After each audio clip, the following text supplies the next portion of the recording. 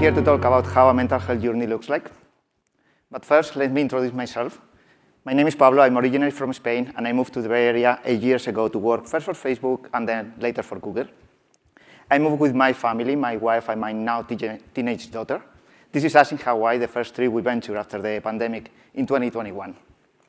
These are my parents. I just wanted to include this picture because it reminds me where I grew up, and also it brings some joyfulness.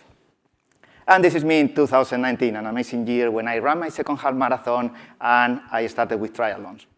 So basically what I'm trying to say is that if you have a good job, a loving family, some hobbies, and you do some exercise, your mental health is probably on track. Well, it's not exactly fake, it's just not the whole story. Every time I heard somebody talking about do these 4 or 5 things and you're going to be good, it didn't resonate with me.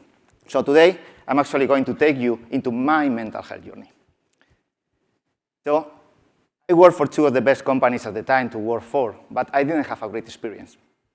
I was fighting with imposter syndrome, I had anxiety, but I didn't feel I could talk about it because it was one of the best places. I was supposed to be happy. So there was a lot of pressure on that. After 7 years, I looked for help, and the diagnosis actually surprised me. I suffer from depression.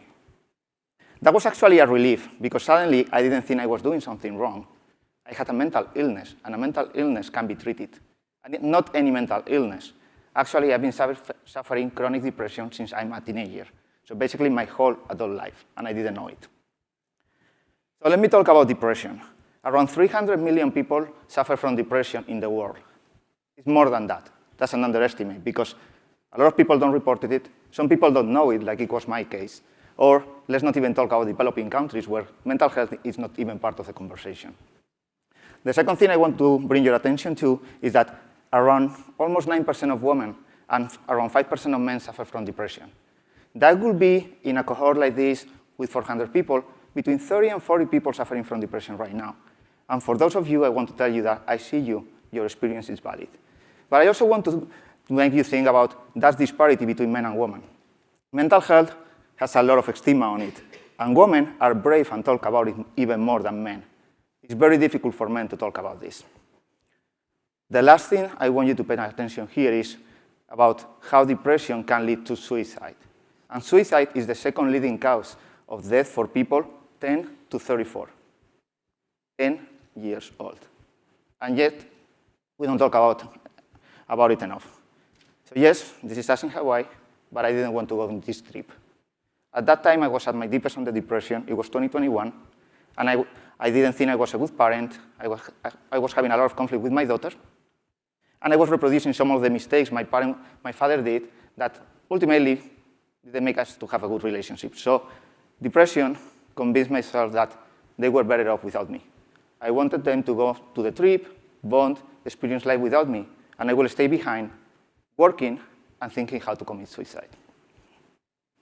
Now, relax, I'm in the picture, I went to Hawaii, I'm standing here, things are kind of working out, and this is me, as like many depressed people, trying to use humor to continue. So let's move on. Around that time, I was also taking some trainings at work, and one of them reminded me of, hey, put your oxygen mask first, take care of yourself. But yet, I was focusing on making my teams happy, productive, successful, and not looking at my own experience. Luckily, in one of those trainings also, I saw that there were other options. And my analytical thinking made me think, well, if I'm thinking about suicide, there are many other things I can do. Maybe I can ask for help. The last option is always there, but I cannot reverse the order. So I went online, I took one survey just to see what was going on with me. I didn't know about depression at the time. And 10 minutes later, you can imagine what I wrote there, that 10 minutes later, somebody was calling me on the phone, asking me how I was doing, and providing a list of 8 therapists that were taking patients at the time and that weren't covered my insurance. Because finding a therapist when you are more in need is very, very difficult. So I spoke with 3 of those 8 people. With 2 of them, I didn't have any connection. But luckily, with the third one, I had a great connection, and my healing journey began. Something else that was happening around the time is that my mother died 11 years ago. My father 3 years ago at the beginning of the pandemic. And even if I didn't have a good relationship with him, suddenly finding myself with none of my parents made me look at life and death from a different perspective. But the reason I wanted to include this picture is actually because in 2021, when I was beginning, 3 weeks after starting therapy, from September 5th, my father's birthday, to September 11th, my mother's birthday, it was Suicide Prevention Week. And don't ask me why, but that small thing shut up the depression voice for a while, like many other small things. The smile of a stranger on the street, a song on the radio, talking with a friend, talking with you here. So those things can help to shut up the depression voice. Another thing I learned during therapy is that my brain doesn't generate enough serotonin unless I'm exercising regularly and kind of intensively. And if you don't know what serotonin is, you are very lucky. You don't have a problem with it, most likely. I'm happy about you. But for me, that was the issue. And 2019 was an amazing year. I was doing a lot, but that stopped with the pandemic. Now, when I asked for help and I was working with my therapist, another option came. There is medication. I could start medication, and that helped me to get out of the hole I was digging for myself.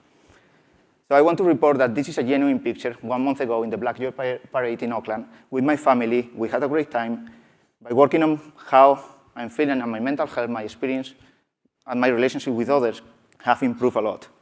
That's not to say, hey, I'm cured, my depression is gone. I actually know that my depression won't ever be gone. I will have to continue working on it every day, but now I have a lot of tools that help me when those shitty days happen, like it just happened 2 weeks ago. So those thoughts are not completely gone, but now I have a toolbox. If you are interested in what is working for me, that's very personal, come to join, ask me afterwards. By now, I just want you to remember 3 things. Number 1, as leaders, people and organizations, please take care of yourself first. Second, mental health journey is not a straight road. It's not something that happens a couple of times. It's something for your life journey. And the road is windy. It has ups and downs. If you don't keep your eyes in the road, you might crash. The third one, that was 2. You have to learn to count. The third one, mental illness is an illness. I'm not embarrassed to be standing here and saying I suffer from an illness. The same way I wouldn't say, hey, I broke my ankle. That's OK. But you can find help if you want it. You can find a therapist. You can find a doctor. There's medication. There's other people. So please reach out. This is me to we, and this is me asking you that we should be taking care of each other.